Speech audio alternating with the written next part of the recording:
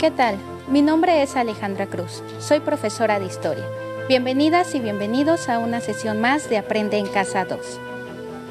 Yo soy Leslie Mendívil. La situación sanitaria actual impone nuevas formas de aprender y enseñar. Sin embargo, el reto que tenemos ante nosotros puede resultar en una experiencia emocionante y enriquecedora. Antes de comenzar, les sugiero que tengan a la mano bolígrafo y cuaderno para que puedan tomar notas del tema. Y los invito a mantener las medidas de higiene y sana distancia. ¡Comenzamos! En la sesión de hoy vamos a hablar acerca del poblamiento del continente americano y el desarrollo de las grandes civilizaciones de la época prehispánica. El propósito de esta sesión es conocer los procesos más importantes desde la llegada a América de grupos de cazadores-recolectores hasta la formación de algunas culturas prehispánicas en el actual territorio mexicano. Vamos a ubicar temporal y espacialmente los procesos históricos más importantes desde el año 33.000 antes de nuestra era, es decir, desde la llegada del ser humano al continente americano hasta el final del periodo clásico mesoamericano en el año 900 de nuestra era.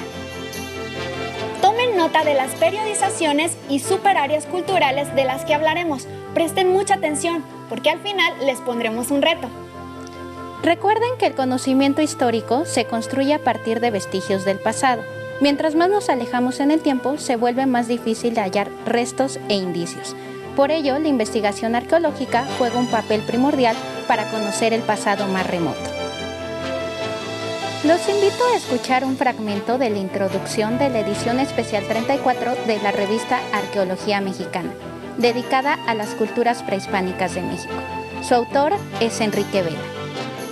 A lo largo de su historia prehispánica, que se remota cerca de 32.000 años antes del presente, el territorio mexicano fue escenario del desarrollo de un amplio y variado conjunto de culturas que abarcan desde grupos nómadas de cazadores-recolectores con poblaciones relativamente reducidas y organización y prácticas culturales sencillas, hasta sociedades sedentarias y agrícolas, con poblaciones numerosas y estructuras sociales y prácticas culturales complejas. Entender cómo es que cada uno de esos desarrollos culturales tuvo lugar, esto es cómo surgieron, qué los caracterizaba y en muchos casos cómo decayeron. En cierto modo, la tarea principal de la investigación arqueológica. Por más de 200 años, un nutrido grupo de especialistas se ha dedicado a recopilar toda suerte de datos sobre nuestro pasado prehispánico y a clasificarlos e interpretarlos. A partir de esos estudios se ha establecido pautas generales sobre el desarrollo de esas sociedades y se han identificado grupos con características particulares que por lo general, aunque no necesariamente, se encuentran asociados a periodos determinados y se distribuyen por áreas delimitadas.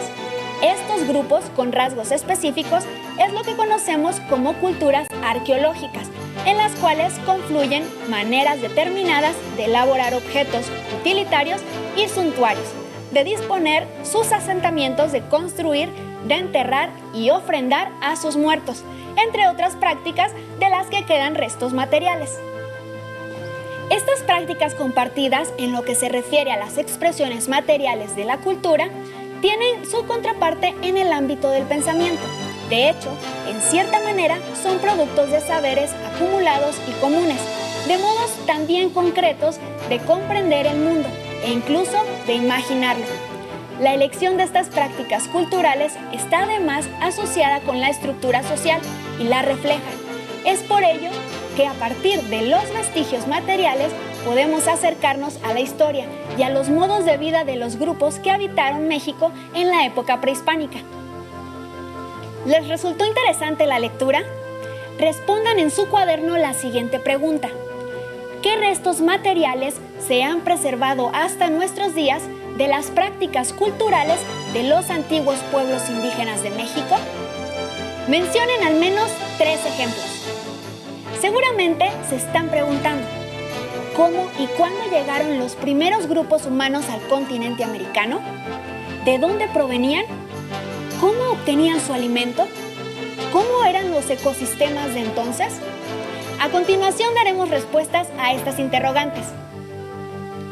Aunque existen diferentes teorías que explican cómo se llevó a cabo el poblamiento de nuestro continente, La más aceptada sostiene que, hace aproximadamente 34.000 años, provenientes del noreste de Asia, migraciones de grupos nómadas, es decir, comunidades que se trasladaban de un lugar a otro, generalmente persiguiendo su alimento, cruzaron el continente americano a través del estrecho de Bering durante la última glaciación, cuando las bajas temperaturas provocaron un descenso en el nivel del mar y los dos continentes integraron un solo territorio.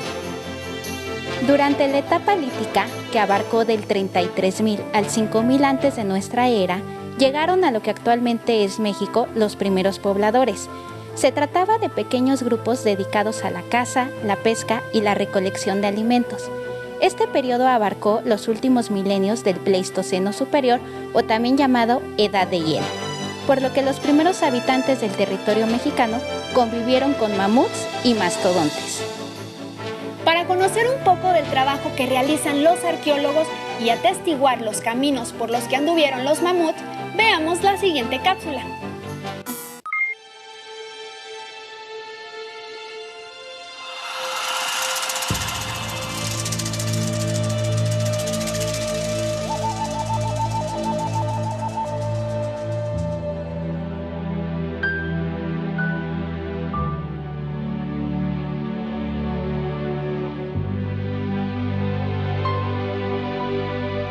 En este lugar originalmente se iba a construir un relleno sanitario, pero por diversas razones se suspendió esa obra y el municipio decidió ya no terminarla. Cuando se hizo una primera visita se encontró que en los perfiles norte, sur y poniente de este lugar se veían varios restos de mamut.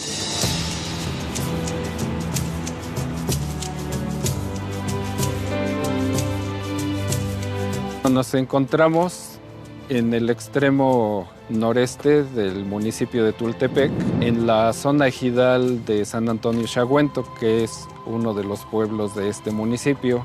Dentro de la Cuenca de México es la zona noroeste de la cuenca, y aquí es una planicie muy extensa actualmente, pero en la antigüedad fue parte del lago de Xaltocan en su extremo poniente. En el caso específico de la excavación que estamos realizando, ahí se nota que fue una época de hace aproximadamente 15.000 años, en donde fue el máximo glacial. Estos cambios climáticos ocasionaron que mucha del agua de todo el mundo se concentrara en los polos y en las altas montañas. Bajó el nivel del mar y muchas zonas se volvieron más secas. Este fue el caso de la Cuenca de México. Y se nota cómo el lago de Xaltocan bajó de nivel y su fondo quedó expuesto en forma de una llanura muy grande.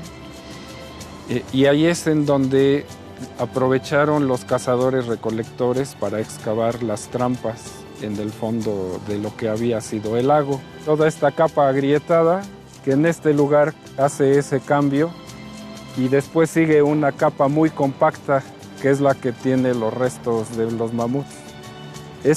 Este corte de casi 90 grados no es natural, es en donde se nota que los cazadores excavaron las trampas.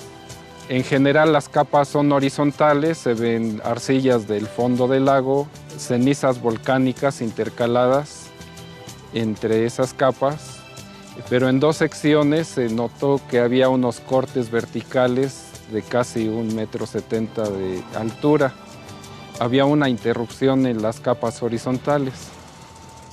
Al tener casi 90 grados esos cortes, esto se ve que no es una formación natural, porque en lo natural las arcillas se acomodan a 45 grados, pero no a 90.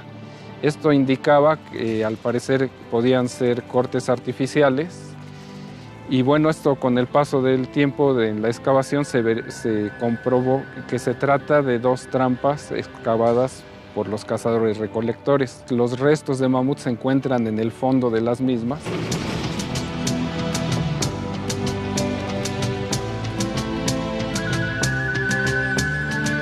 En la sección 1 y 2 en conjunto se han identificado restos de 8 mamuts y en la sección 3 hasta ahorita restos de 6 mamuts. Y se nota que son 2 trampas diferentes separadas aproximadamente 40 metros una de la otra. Esto nos estaría hablando de que no son 2 trampas aisladas, sino todo un conjunto en línea que debió ser muy bien planeado por los cazadores y recolectores y que en cierta manera es lógico, porque si al haber bajado el nivel del lago de Xaltocan quedó expuesta a una planicie muy grande, si tuvieran solo 1 o 2 trampas, se requería de mucho trabajo para arriar a un mamut y que no al último momento se desviara en otra dirección. Entonces sería invertir mucho esfuerzo que no fructificaría. En cambio, teniendo una línea de trampas, si el mamut no caía en una, tenía la opción de dirigirlo a otra o a otra más. Entonces también todo ese gran esfuerzo debió ser utilizado durante muchos años, por eso la cantidad de restos de mamut.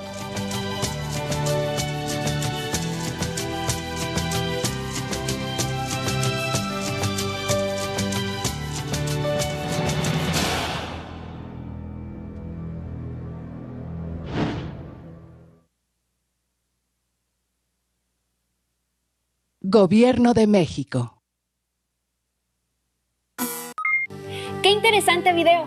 Me gusta imaginarme a los mamuts caminando por los mismos lugares en los que ahora vivimos nosotros.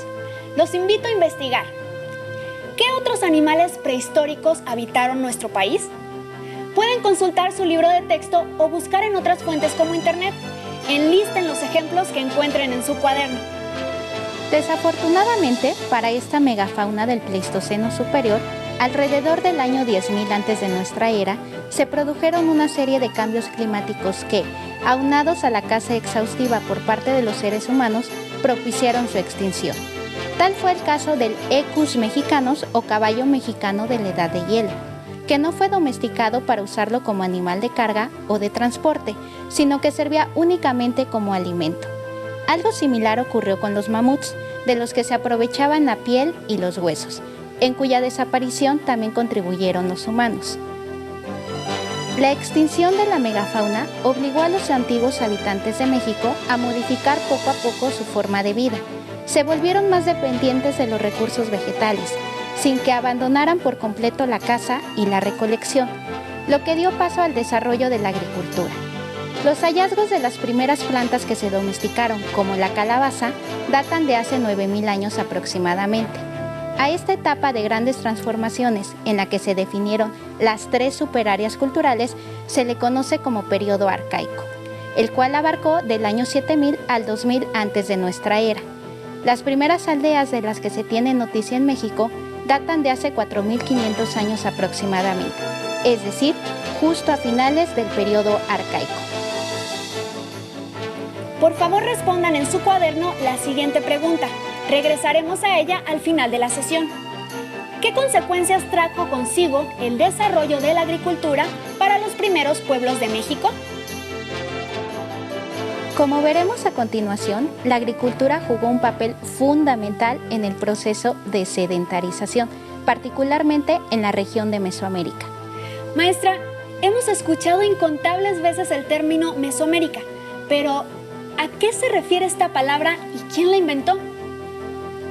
En 1943, el etnólogo alemán Paul Kirchhoff acuñó el término Mesoamérica para referirse a una extensa región territorial en la que distintos grupos humanos desarrollaron y compartieron características culturales y tecnológicas que los diferenciaron de las regiones vecinas. Las 3 grandes regiones o superáreas culturales en que se ubicaron los primeros pueblos de México son Aridoamérica, Oasis América y Mesoamérica. Las características particulares de cada región determinaron el tipo de rasgos culturales de los pueblos que se establecieron en ellas. Aridoamérica, situada al norte del actual territorio mexicano y una parte del suroeste de Estados Unidos, como su nombre lo indica, fue una región semiárida habitada por grupos nómadas que subsistían gracias a la caza y la recolección. Cuando hablamos de Oasis América, nos referimos a una región intermedia entre las otras dos superáreas, que abarca los actuales estados mexicanos de Chihuahua y Sonora, así como de Arizona, Utah, Nuevo México, Colorado, Nevada y California en Estados Unidos. Los habitantes de Oasis América fueron grupos sedentarios que, aunque desarrollaron la agricultura, no pudieron hacerlo de manera eficiente debido a las condiciones climáticas, por lo que recurrían a la cacería, la pesca y la recolección para subsistir. Sin lugar a dudas, la región más importante en términos de diversidad ecológica y cultural fue Mesoamérica. Esta vasta región, en su límite norte, llegó a abarcar desde la Sierra Madre Occidental de Durango y Zacatecas, descendiendo hacia la cuenca del río Lerma, formando una especie de U y subiendo nuevamente hacia la Sierra de Tamaulipas. Mientras que al sur se extendió hasta Centroamérica en los actuales territorios de Guatemala, El Salvador, Belice, Honduras, Nicaragua y Costa Rica. A diferencia de las otras dos superáreas culturales, en Mesoamérica las condiciones climáticas favorecieron el desarrollo exhaustivo de la agricultura. Esto significó una verdadera revolución que cambió drásticamente la forma de vida de los antiguos pueblos indígenas. Al poder obtener buena parte de su alimento a través de la agricultura, los primeros asentamientos mesoamericanos, además de volverse completamente sedentarios, experimentaron una explosión demográfica. A su vez, tuvieron la posibilidad de contar con un excedente alimenticio, mismo que podían almacenar para darle diferentes usos, como el intercambio o trueque con pueblos vecinos. Surgieron así las primeras formas de comercio. Otro cambio que se presentó a raíz de la revolución agrícola en Mesoamérica fue la división del trabajo, haciéndose más necesarios nuevos oficios y tareas especializadas, como el sacerdocio y la milicia. Asimismo, al ya no tener que trasladarse de un lugar a otro en busca de alimento, los primeros mesoamericanos lograron construir majestuosas ciudades y expresarse a través del arte en diferentes formas. En pocas palabras, la agricultura posibilitó el tránsito de sociedades simples a sociedades más complejas. ¿Quieren conocer más sobre Mesoamérica? Vamos a ver el siguiente video. ¿En qué momento llegaron los primeros pobladores al continente y cómo se desplazaron hacia Mesoamérica? ¿Cuándo? ¿Y cómo comenzó la historia de Mesoamérica? Veámoslo. La historia del poblamiento de América es un proceso gradual que comenzó en el periodo lítico y abarcó los periodos protoneolítico, preclásico y clásico. Gracias al descenso de aguas interoceánicas, el noreste de Asia y de América integraron un solo territorio, por donde cruzaron nuestros antepasados.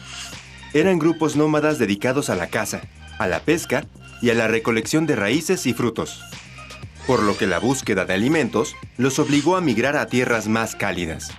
Asimismo, la extinción de grandes animales como el mamut derivó en nuevas formas de aprovechamiento del entorno.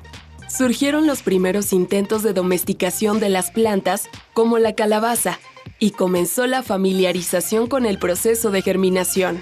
Además, los grupos humanos cada vez más numerosos elaboraron expresiones pictóricas como las que se ubican en la Sierra de Guadalupe, en la actual Baja California Sur. Entre el año 5000 y el 2500 antes de nuestra era, se consiguió domesticar un gran número de plantas, entre ellas el maíz, y animales como perros y guajolotes, lo que originó el asentamiento de aldeas permanentes. Durante el periodo preclásico, se desarrollaron 3 superáreas culturales que comprenden los territorios actuales del sur de los Estados Unidos de América, la República Mexicana y Centroamérica: Oasis América, Árida América y Mesoamérica. En esta última, se concentraron diversas culturas agrícolas que cultivaban maíz, frijol, calabaza y chile. En algunos sitios, se desarrollaron ciudades con vínculos políticos, comerciales, religiosos y bélicos entre ellas. Veamos un panorama general de Mesoamérica. Su historia empieza en el Preclásico. Entre los años 2500 y 1200 antes de nuestra era, se formaron las primeras aldeas, se consolidó la agricultura y se desarrolló la cerámica.